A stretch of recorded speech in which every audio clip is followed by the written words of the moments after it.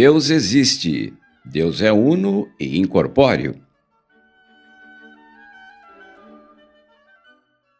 Das páginas da revista Esfinge para o podcast da Nova Acrópole. O artigo de hoje chama-se Maimônides e sua época. Moisés bin Maimun, também conhecido por Moisés Maimônides, a Grande Águia ou Ramban, nasceu aos 30 de março de 1135 em Córdoba, no Império Almorávida, atual Espanha, numa família judaica e teve uma educação com muitas influências culturais. Ele foi educado em hebraico e árabe, aprendeu a lei judaica com seu pai em uma Espanha islâmica. Ele começou a usar o nome de Maimônides pelas perseguições que sofria por ser judeu. Foi comerciante de pedras preciosas, filósofo, tálmide, estudante do Talmude, rabino, médico, teólogo judeu, cientista e astrônomo. Foi também líder da comunidade judaica, atuando junto às autoridades muçulmanas. Foi conselheiro, juiz e administrador. Deixou marcas no direito, matemática, astronomia, filosofia e medicina.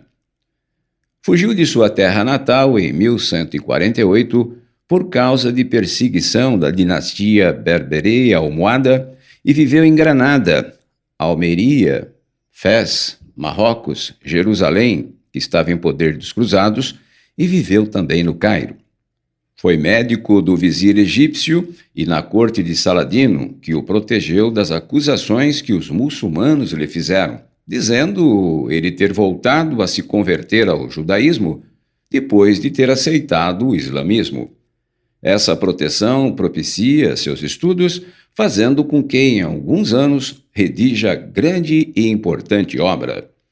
Foi influenciado pelo pensamento aristotélico e do Oriente por Al-Farabi, Avicena, Averroes, Al-Ghazali e Ibn Battuta.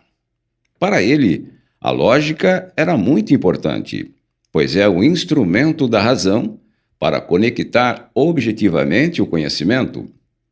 O século XII, a chamada Idade Média, foi palco da Segunda e a Terceira Cruzadas, época em que houve o fortalecimento da Igreja Católica, a estruturação do sistema feudal, a Inquisição, época marcada pela interrupção do estudo da tradição clássica greco-romana, período ruim para o progresso humano no Ocidente. No Oriente, contudo, foi diferente. Os filósofos clássicos eram estudados. Havia esse interesse e Maimônides os estudou e contribuiu com o seu pensamento filosófico até os dias de hoje. É considerado precursor da medicina natural e preventiva por sua visão holística, tendo escrito obras importantíssimas que influenciaram a medicina medieval e faz parte da história da medicina. Redefiniu o rumo e a estrutura do judaísmo de forma fundamental.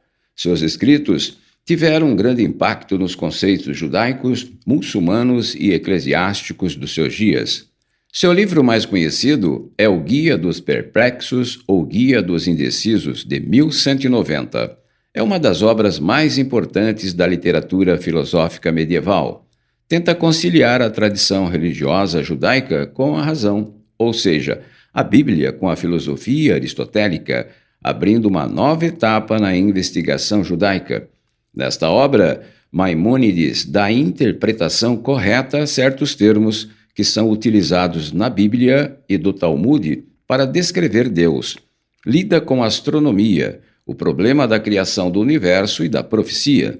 Discute sobre a providência, a finalidade do mundo, um histórico das religiões e dos ritos, aborda preceitos religiosos.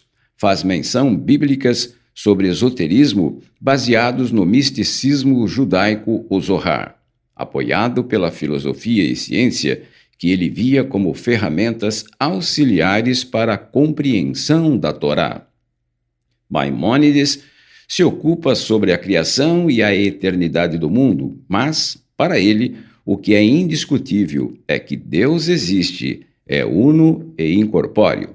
Ele não nega a imortalidade da alma humana em geral, mas se refere a uma imortalidade consciente, a única que pode perceber uma eternidade no seio do intelecto divino. Entendia que a Torá, primeira parte da Bíblia hebraica, não poderia ser interpretada de forma literal e que Deus não pode ser definido.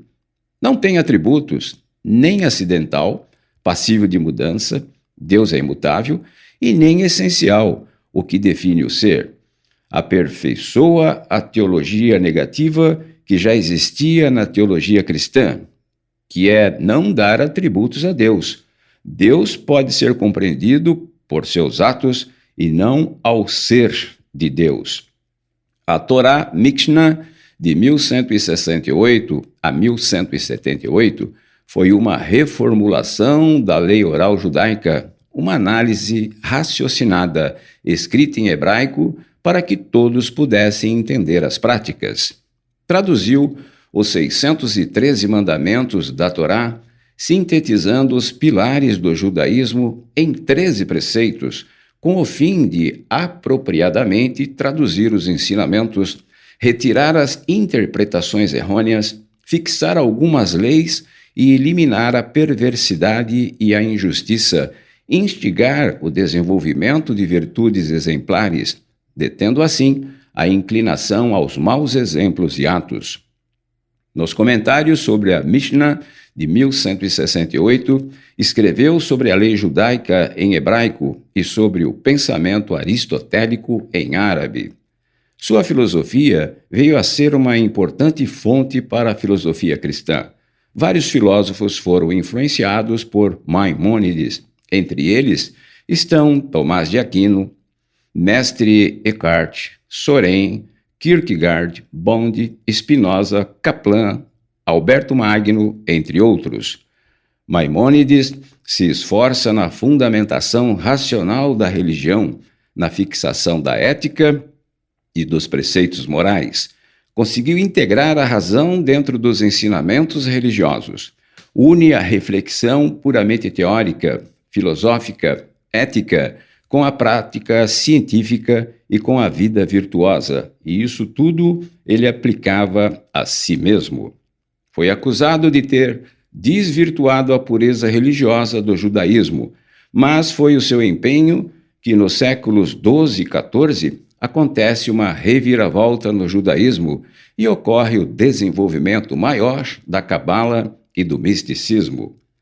Seu conceito de ética universal como elemento de sustentação da saúde espiritual da sociedade proporciona-nos um ensinamento atemporal, muito útil em nossos dias, quando os valores humanos, por um lado, estão em baixa e, por outro, há uma excessiva especialização do conhecimento, o que desvinculou o homem da natureza da qual faz parte.